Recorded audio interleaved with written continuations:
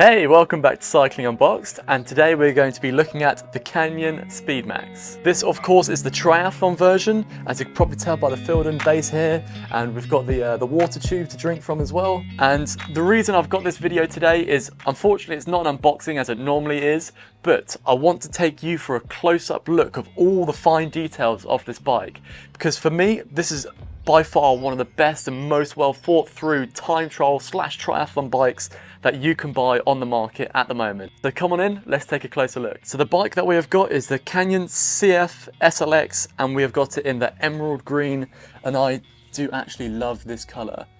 So as I said, this is a friend's bike who's letting me film it. I am envious of it, very envious of it. And the first thing I want to point out is just how deep all of the tubes are. I mean, from here to here, it's just so long, it's massive. I mean, I can't even get my hand across it. It comes the same with the forks as well. I mean, these forks are just absolutely huge. They're as long as my finger. So these will cut through the air nicely, keep the air stuck to it. Another little feature I love on the aerodynamics is actually the kind of cover for the brake caliper here. You don't get these on too many bikes, and I'm not sure how many watts it saves, but I'd imagine it's there because it does actually save some watts. If we come to the back here, you can actually just see just how deep these tubes are as well, just to keep the air stuck to the bike, keep it flowing. And one thing you don't normally see is this like dropped kind of tube here, so this kind of protects the rear derailleur a little bit from the wind as well. Same again, I'm not sure how many watts it would save, but it's just something that's well thought through on the bike, I think. Next up on the aerodynamic features, we come to the mono riser. So I don't know if it's proven to be quicker than the twos, but I think aerodynamically and sleek wise it looks awesome. And then we've got this very thin but flat base bar here, and it's nice and deep. The last thing I actually wanted to show you was the front-on view of the bike. So as a whole, a fairly narrow bike, wider at the front, and it does taper in down towards the back, I think just to keep the air stuck to the bike for as long as possible. I hadn't noticed this more like V shape on the front here before, but I'd imagine it cuts through the air quite nicely. And then if you look back through to the rear seat stays, you can just see how like thin they are and just how far they stick out. And they look like they'll be protected from the wind behind your leg as well. I'd imagine that's why they come up further. If you know more, feel free to comment down below. So on this version of the bike, we have got the Zip Firecrest, and we've got a 404 on the front. So nice and deep, but still a little bit shallower than what we've got on the back, which is the 808. One thing that I genuinely really love about Canyon is they actually stock the bike with tyres that you're going to use. So these are the Schwalbe Pro 1s, and these are just as quick as GP 5000s. But from personal use and knowledge, I know that these are a lot easier to get on than a GP 5000. So if you have a puncture or you're trying to replace an inner tube or go tubeless, they're a lot easier to set up. This bike is not yet running tubeless, but I know that it will be in the future. And I think for time trialing, tubeless is a great option, just because if you do get a puncture, it should seal up most of the time and you can just carry on cycling, not waste any speed. The next part, let's go on to the integration, because out of all of those great features, I think the integration on this bike is probably the best feature of all of them. Next up on the frame here, I would actually like to talk about the bottle cage bolts. So on here, you've actually got both rear and front.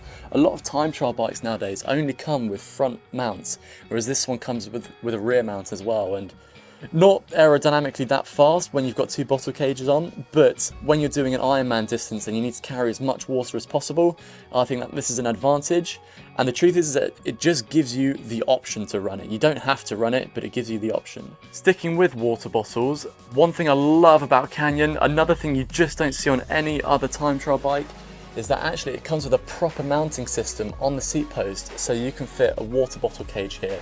And if you want, of course, you can make this a two-piece rather than just a one-piece as well. And when you have the big water bottles behind your butt, it's a much more aerodynamic system than having it in front there. So it's just nice to have that option from here. Next up, of course, is the integrated water storage. So this here quite literally slides out. I'll do that in a moment. And you have like a bladder going down the tube here. So this is where you hold all of your water. In this bike, you've got 750 millilitres of it. So it's a good chunk of water. It's a full bottle size. It's a nice big bottle. And you quite literally drink through this straw here, which has this magnetic clip that just sticks on the side right there. So it's a really sleek option, because this is going to be hidden behind your arms anyway. and you can just drink whenever you want to. But I think the Canyon's next big feature on the water is this little guy here, the refill stop. So it's called the hydration pack there, and quite literally you get your bottle, you push it down on it and you squeeze the water into it. And if we can get inside and see, it quite literally depresses itself down, and that's going to open the bladder so you can squeeze the water into there. So my friend here is just going to show me how we actually take the hydration pack out. It is apparently a bit fiddly.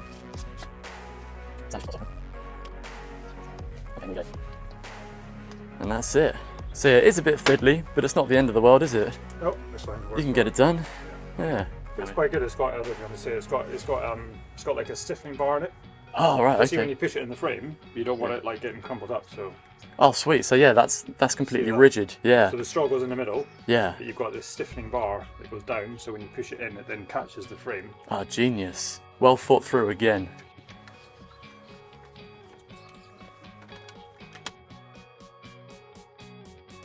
So the first part of the integrated storage comes on the top tube, and in a lot of ways you can almost barely see it. It's so well fit into the bike there.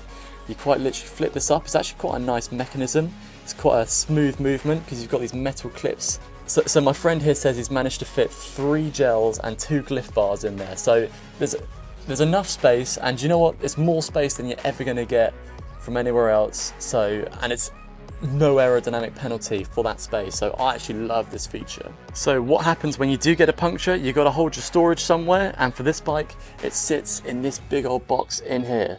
So filling in this gap here helps the bike aerodynamically, and you quite literally just have to slide this box forwards in that direction.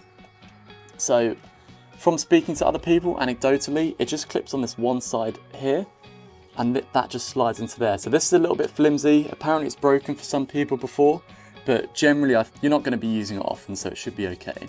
In here, what we have got is your CO2 breaker. We've got 2 CO2 bombs, and then you've got a little puncture repair kit with the tyre lever that also sits in here. So if you want to take your tyre out, you can then plug it in and take it out there. Okay, so it turns out it's literally like velcroed in there, so it is super neat and super tidy.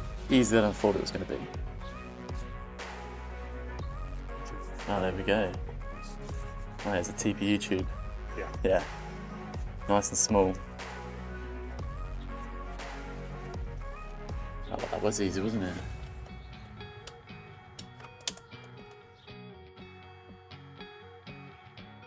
We do have lots of adjustability. You can see that these bolts can go back and forth quite a few centimeters. And of course, you've got the adjustment on the saddle as well. And this top piece slides back and forwards on that rail there as well. So you genuinely have a lot of options, so you can really get your fit dialed in on this bike. Speaking of adjustability, that takes me to the front end. So this bike did actually come with just the short pads, but my friend here opted for the longer pads themselves. And if we start with the adjustability, you can actually adjust the angle here. There's just a bolt on the other side, and this very easily tilts up or down to whichever position you feel comfortable. Then in terms of the reach, same again, you can just unbolt some bolts on the bottom here. You just slide this back and forth to wherever you need it to be, and it's a really simple and easy system to use. The bike does not come with a Garmin mount, so you have to purchase this as an optional extra, and so are the longer pads. But when you get the longer pads, you get this front mount here, which you can mount your Garmin onto, or your Wahoo. Then sticking with the front end, one thing I like to see here is actually it comes integrated already with SRAM shifters, so you can shift when you're on the base bars. Big disadvantage like I've got with my mechanical group sets. Whereas here you can shift from anywhere that you're holding on the bike. Well, one more last thing. To adjust the mono riser here at the front, you have so many options from Canyon. And you can do all of this yourself. It's super easy just to take them in and out. If you want to move the front forward a bit more, you can use these and it will shift the actual bars forwards themselves. You can see here are the original pads. And of course you get loads of screws that are pre-thread locked, so you can just screw them in. So yeah, that's all the mono riser options that you have, and like I said, you can adjust that yourself quite easily. And that brings us on to the final piece of this bike, and that is the group set. We are running SRAM Force on here, so they're ETAP, fully wireless, and the shifters are nice and slim in here, just quite simply a button press. As I showed you earlier, you've got the buttons underneath here. And the way my friend has got it set up here is sequential, and because it's sequential, the system will deal with the front derailleur itself. So when he gets into the top 2 gears, if he presses the button again, it will shift the derailleur for him. SRAM Force, great group set, known to be very reliable, and this one does come with its dual-sided power meter, so very important when you're time trialing to know just how much power you're putting out, and especially if you're doing a long distance event, because then you can really measure your power. On the front it comes as a 4835, which is very standard for SRAM, and it comes with a smaller, more compact group set, so we've got a 1028 on the back, 12 speed. One more quick thing I've just been shown after filming is actually all of the gears are wired up to the front here, which is the junction box, and then it's wireless from there to the group set. So actually it's quite a big fairing on the front there, isn't it? One thing I did forget to bring was actually my weighing scales, but at the end of the day, like, this is a triathlon time trial bike. It's not supposed to be light, it's supposed to go through the air as fast as possible, so it doesn't really matter what it weighs. I know it weighs roughly around 9 kilos, but I can't confirm that precisely. Well everyone, this has been Cycling Unboxed. I hope you've enjoyed my deep dive into this bike and just taking a real close look at all the features, because that's what I was excited to do. If you have any questions or comments, feel free to stick them down below, and I'll look forward to seeing you in the next one.